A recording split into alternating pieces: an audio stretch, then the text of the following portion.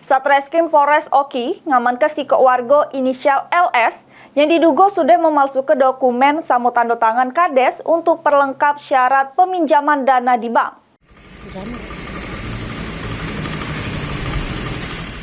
LS 48 tahun warga desa Pratama Mandira, Kecamatan Sungai Menang Oki terpaksa harus berurusan dengan pihak kepolisian karena diduga sudah memalsukan dokumen samu tanda tangan kepala desa.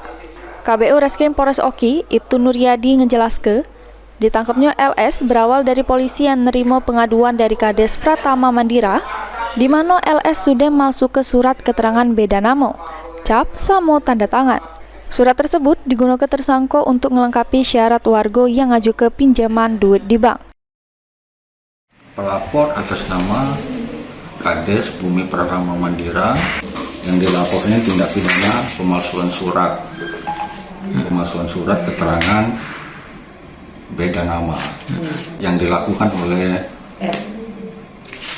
pelapor atas nama berinisial L. Surat itu dilakukannya itu untuk pencairan dana di Bank BSI yang ada di Lampung. Pelapor berinisial L saat diamankan di Pagaralam. Kemudian dilakukan penahanan. Sekarang sudah tahap pemberkasan, mungkin sebentar lagi akan di tahap 1 penyerahan berkas di JPU. Tersangka berinisial LS berhasil ditangkap di daerah Kota Pagaralam. Atas perbuatannya tersangka dijerat dengan pasal 263 ayat 1 KUHP. Novan Wijaya, PAL TV.